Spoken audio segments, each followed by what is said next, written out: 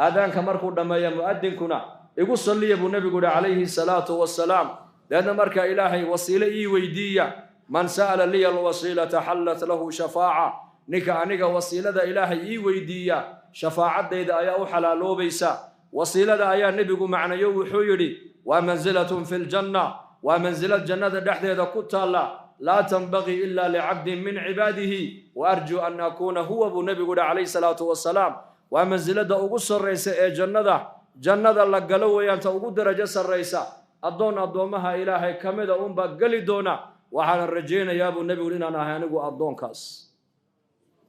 نبي قاس مقام كيس إلهي قرآنك أوكو شيغي إساقونا ما ركتاني أحاديثة صحيحة إنه قعد منزلة إله ديس وكل يهي أيا دعاء ديس أقبضا وكد عيسى أي نقطي يا مقلب القلوب ثبت قلبي على دينك مركع خوفا وطمعا إنهم كانوا يصارعون في الخيرات ويدعوننا رغبا ورهبا وكانوا لنا خاشعين بإلهي آل زكريا ري زكريا عليه السلام إلهي مركو أماني وحكو أماني إنا يا هايانك وخيرك ودقدقا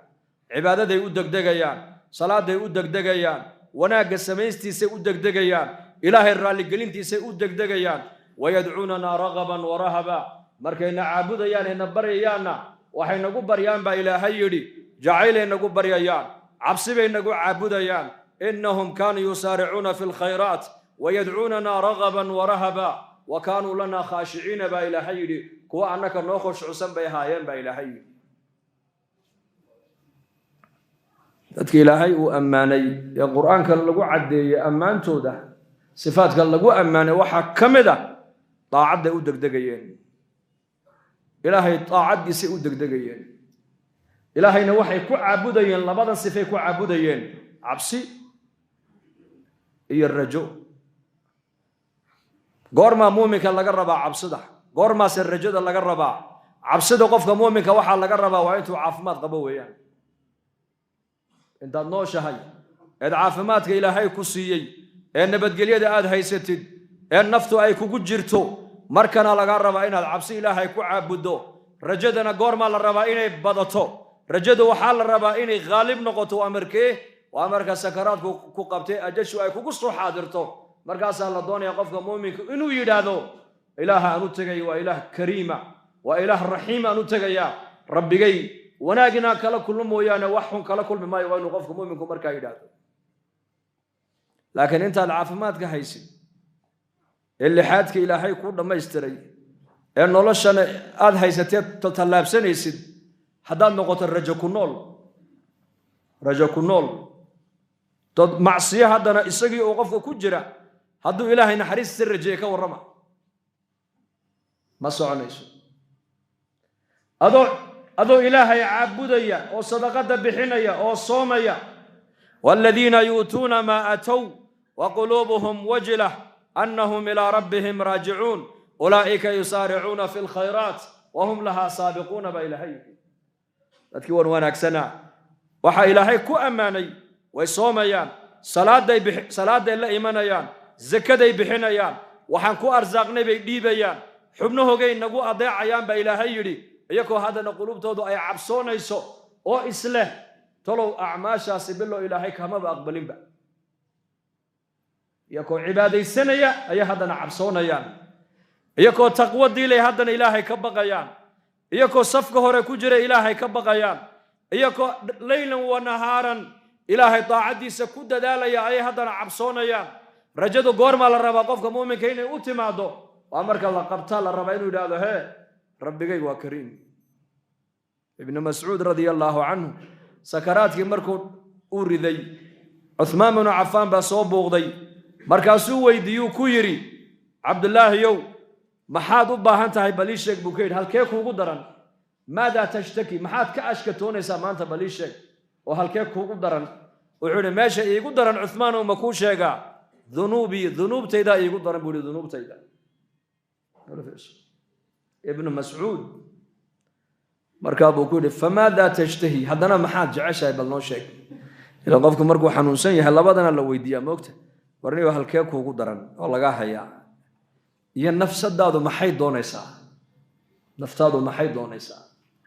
inaga maanta qofkii la halkee kuugu daran halkuu sheegi lahaa war halkee sheegi lahaa halka ugu daran in laga hayo farta ku qaban halkaa baa layga hayaa ka kalena wuxuu leeyahay dhakhtar baan kugu yeedhiya sug ma dhakhtar baa naf ku soo celinaya ibnu mascuud wuxuu yidhi markii cuthmaan uu ku yidhi halkee kuugu daran wuxuu yidhi dunuubtaydii baa igu daran buu yidhi maanta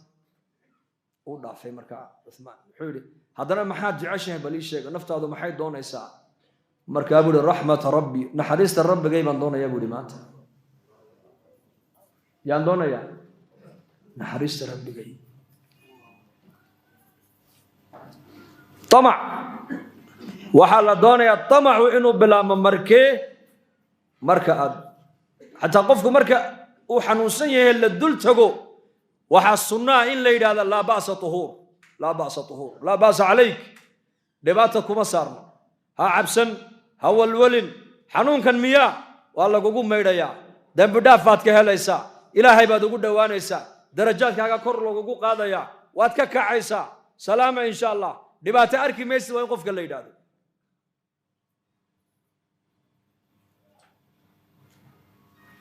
dadna markaa qofka marka uu dhimanayana waa dushiisa waxaa lagu laqinaa tawxiidka laa ilaaha ila allah laa ilaaha ila allah dheh lama yidhaahdo haddaad dheh tidhahdid war laa ilaaha ila allah dheh haddaad tidhahdid waxaa laga yaabaa shaydaanku inuu si kale u tusuug ku yidhaahdo oo magaal baan ahay muslim baan ahay uu cadho uu qofku ku dhintayba adduunka isagoo ku cadhoonaya laakiin laqinuu mawtaakum laa ilaaha ila allah kiinay naga dhimanaya buu nebigu yidhi waxaad u laqintaan laa ilaaha ila allah maqashiya weeyaan isaga dushiisa ku dhahada kelmaddaas si uu markaa kaaga soo daba celiyay isaguna kelmaddaas hadduu kelmaddaa qofku markay ka baxaysa naftiisu ay noqoto kelmaddaas waa kii nebigu lahaa jannuu galay man maata wa huwa yaclamu annahu laa ilaaha ila allahu dakhala aljanna wa fii riwaayatin man kaana aakhiru kalaamihi laa ilaaha ila allah dakhala aljanna hadduu u dambaysa qowlkiisa kelmaddaasina jannuu galay buu nebigu yihi calayhi salaatu wasalaam jannadu markaas waa shayga la doonaya qofku adduunyada intuu joogo cibaadada ilaahay aad caabudaysa labadaa ku caabud طمع ilaahay naxariistiisa rajee oo jannadiisa rajee oo dembidhaafkiisa rajee oo maqfiradiisa rajee oo ridwaankiisa rajee cabsooyo dhinaca kalena ilaahay caadadiisa ka cabso oo cadaabkiisa ka cabso oo waxaad mar walba isor dhigtaa ilaaha aad u tegaysid waa kariim naxariis badan weeyaan camalkan marka aan qabanayno mar walba waxaad ku binaynaysaa labadaa shay macaasi markay noqotona nafta waxa lagu cabsiyaa cadaabka ilaahay camal wanaagsan oo taaca markay noqotona nafta waxaa la hordhigaa thawaabka ilaahay camalkan uu kaa siinaya qofka yaa la hordhigaa nafta labadaasunba adduunka yaalla macruuf iyo munkar macruuf waa waxa wanaagga ee shareecadeennu ku amraysa inaad la timaadid macruufka markaad qabanaysana janna la ishordhigaa waxa munkare shareecaddu ay kaa reebtay markay naftiga shaydaanku ku dhacay ku leeyihiinna cadhada ilaah iyo cadaabka ilaahay baa la hordhigaa nafta dadna janna ilaahay markay noo ballan qaaday jannada allah ina geeyo dee amiin dhahada jannadu waa daar magac badan baa qur-aanka ilaahay ku sheegay inna lilmuttaqiina mafaaza xadaa'iqa wa acnaaba وكواعب أترابا وكأسا دهاقا إن للمتقين في جنات النعيم إن للمتقين في مقام أمين إن الذين آمنوا وعملوا الصالحات كانت لهم جنات الفردوس نزلا قرآنك إلهي تبارك وتعالى وعلى انت النار تأكورما إلا يقبى إلهي جنتك كورما هذا يسليكين aayadaha qur'aanka markii la baadhay aakhirada ka warramaya lafdiga ku yimid ee al-aakhira waxaa la ogaaday inay 115 goor baa ilaahay yidhi al-aakhira adduunyada markay noqotona lafdiga adduunyada aayadaha qur'aanka waxa ku yimid magaceeda 115 jeer marka jannadu waa daar إلهي تبارك وتعالى بني آدم وحي كل راحي سنة ينودن لقول لهم يستري يانا قال إن الأبرار لفي نعيم دتك أدونك دوشي ذا إلهي